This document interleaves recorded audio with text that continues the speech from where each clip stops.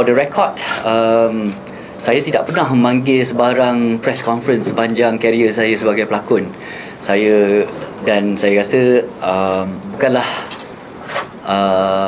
artis yang cuba mencari publicity di dalam tengah-tengah sibuk musim pilihan raya ni dan cuba to steal the limelight. That is not my intention.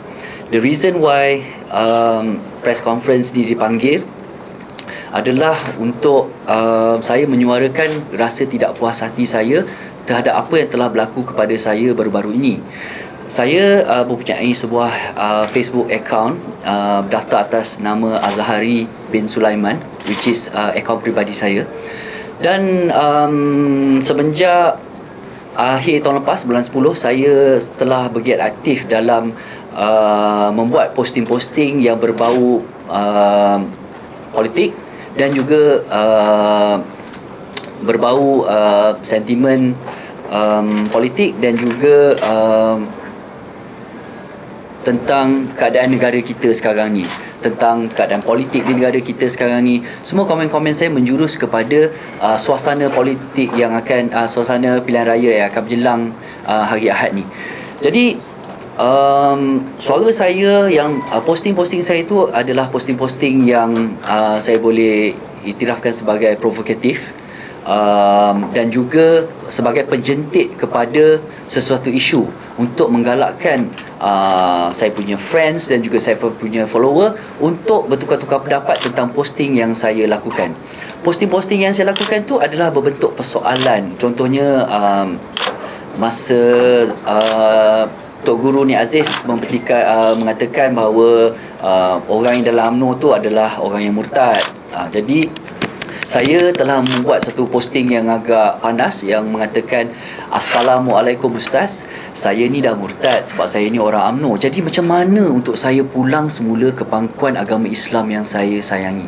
Jadi untuk posting tu telah membuatkan saya begitu famous tahun lepas, dan hinggalah posting yang terbaru saya, sebuah video klip iaitu berbentuk pertanyaan dan juga sedikit gimmick berbentuk geomi yang mana telah menyebabkan penyokong-penyokong Pakatan Rakyat di dalam Facebook saya, mereka sentiasa akan datang dan meninggalkan komen-komen yang kencaman, cacian, ugutan terhadap saya. Walaupun saya tidak takut kerana saya percaya Malaysia adalah sebuah negara aman, demokrasi, kita ada undang-undang.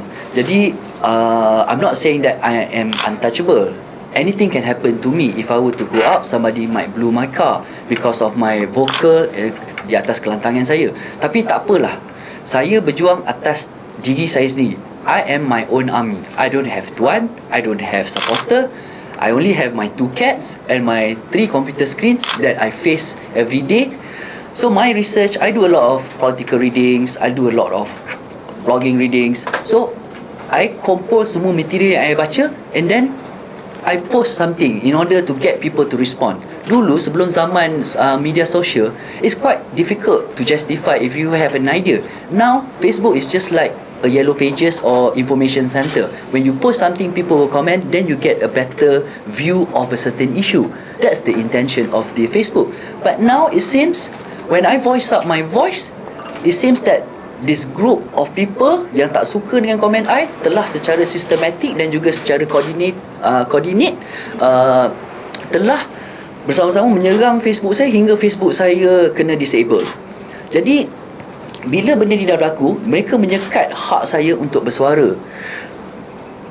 Orang-orang Pakatan Rakyat melaungkan demokrasi dan freedom of speech.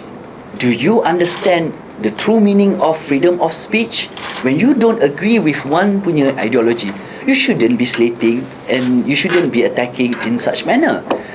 Everybody is right for their opinion. I respect their opinion. I never call them anjing, macai ataupun Barwa Anwar. They give me all sorts of name. Sebagai orang yang menjual dan memperjuangkan Al-Quran dan juga Islam sebagai landasan untuk negara kita, nak bina Darul Islamiyah yang selalu diorang laung-laungkan, inikah cara untuk menjual Islam? Sepatutnya orang yang meroyan, yang jampi ni adalah orang-orang Barisan Nasional seperti saya. Bukannya mereka yang Pakatan Rakyat. Mereka menjual benda yang elok. So you sell benda yang elok dengan cara yang tidak betul. So how do you expect me to believe you? And on top of that, how do you expect me to believe whatever you wrote on my wall, sedangkan all these 32 people who helped Pakatan Rakyat in 2008 election, they won big, okay, at that time, and all these 32 left the party, and then some of them I ada peluang dapat berjumpa, they spare me some stories. So orang yang keluar PKR beritahu jangan masuk PKR, so who am I supposed to believe? Logically, I would believe people yang dah ada experience bersama dengan Pakatan Rakyat. Dia tahu what is dia orang punya perjuangan sebenarnya. This is all about perjuangan Anwar Ibrahim seorang diri. They willing to compromise anything, everything. So, I tak ada support sesiapa pun dalam BN ni. Saya atas kesedaran saya, sebab saya tak nak Barisan Nasional hilang. Saya tak nak sistem yang ada sekarang hilang. Sistem yang ada sekarang saya rasa sesuai untuk semua orang. You may say our BN leaders are corrupt and all this and that. Those are conspiracy theory. Bring it to court. Something like NFC. Bring it to court. Or other than that, it's just like me saying, oh, I know that your dad is having an affair with that girl. I know your mom is having an affair. It's all cheap talk. It's all hearsay. It's all rumors. And it's all speculation. Prove it. We have the proof. In video, you dismiss it. And you say that it's bersih and all. I know penyokong Pakatan Rakyat tahu siapa yang terlibat dalam video Anwar Ibrahim dan juga Mustafa Ali itu. Mereka tahu itu adalah dua identiti pemimpin mereka, tetapi mereka tak akan mengaku. If they were to agree, that's it. Habislah PRU 13 ni. Tujuan saya membuat police report ni adalah untuk melindungi diri saya dan juga keluarga saya, kerana saya telah mendapat ancaman, kutukan dan berbagai lagi. Malangnya saya tak dapat buat sebarang print screen kerana akaun tersebut tidak boleh diakses lagi. Semua kata-kata nista mereka saya tak dapat akses lagi.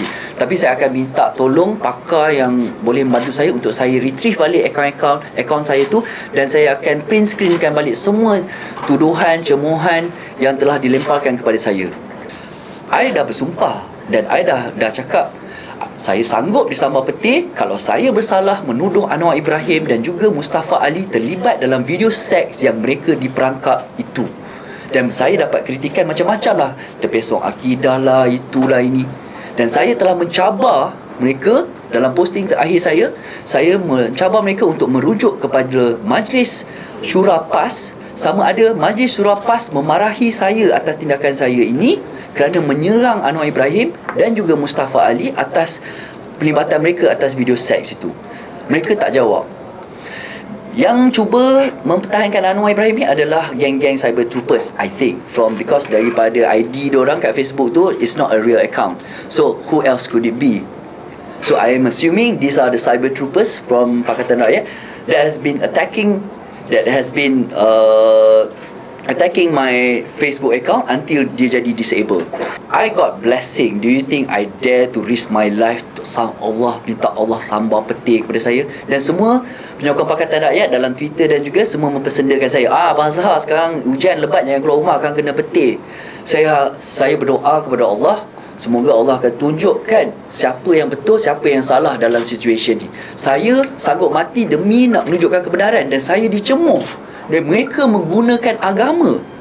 Ayo, kita dalam situasi lain, mana-mana wanita dalam dunia pun akan tahu lelaki itu bersikap benar, suka bertolak dalih ke tidak. Dalam kes Anwar Ibrahim dan juga Mustafa Ali, you know whether these two guys are is saying this truth or not.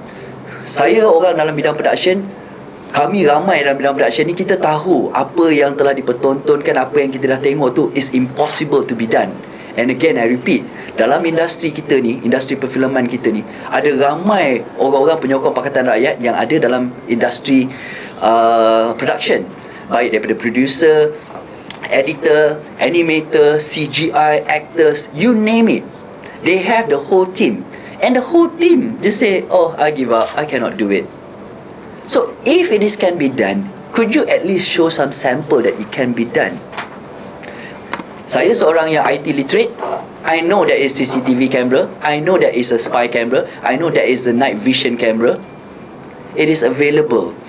So again, they are just living in denial, trying to tegakkan benang yang basah on this matter. And I dah cakap berapa kali kepada mereka, you can fight on other issues, give it a rest on this one, because it will not stick. Video ni lahir ke atas dasar, you said so many things on Facebook. Okay lah, let me just put it in a bit of video clip and probably see how it fetch. Okay. Hi, nama benar saya Azhar bin Sulaiman. Lahir pada 22 Julai tahun 1971. Umur saya 42 tahun pada tahun ni. Untuk PRU 13 ni saya akan mengundi di Kampung Tunggu, iaitu dalam kawasan Kelana Jaya. Isteri saya juga akan mengundi di sana. Dan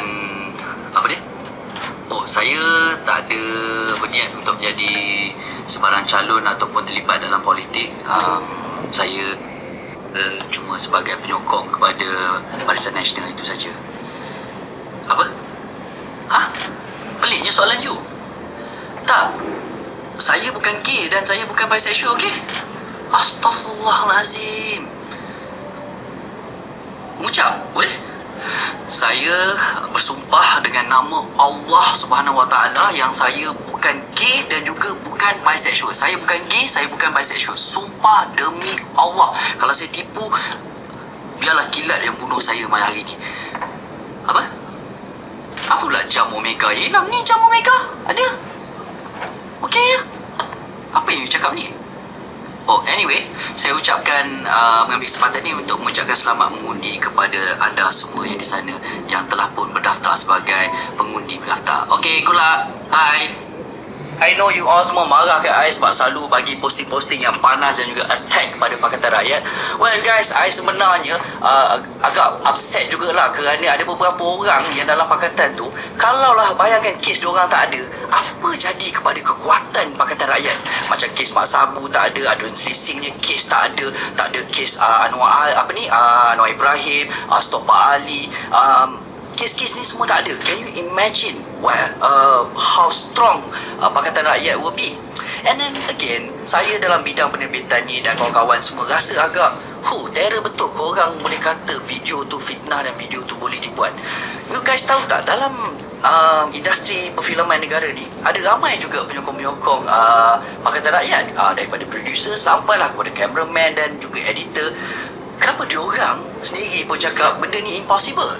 Kalau lah benda ni boleh dibuat, why don't you try and prove it to us that it can be done, as easy as that. And then again, kita ni, kalau anak-anak kita buat salah ke, siapa yang pecahkan kelas ni? Betul tak buat? Berani junjung Quran? Kita boleh buat cakap macam tu pula. And then again, kalau orang tuduh kita lah, just confront je lah. Apa you tuduh ini? Sumpah demi Allah, I tak buat. Habis cerita. Why make things so difficult? Jawab je lah. Okey, kepada penyokong Pakatan Rakyat, saya harap anda faham kenapa saya bertindak begini. There are so many issues yang korang boleh perjuangkan, tapi malangnya saya rasa isu ni tak payahlah korang nak perjuangkan. Dia nampak seperti menegakkan benang yang basah. Try on other issues. Okey, akhir kata,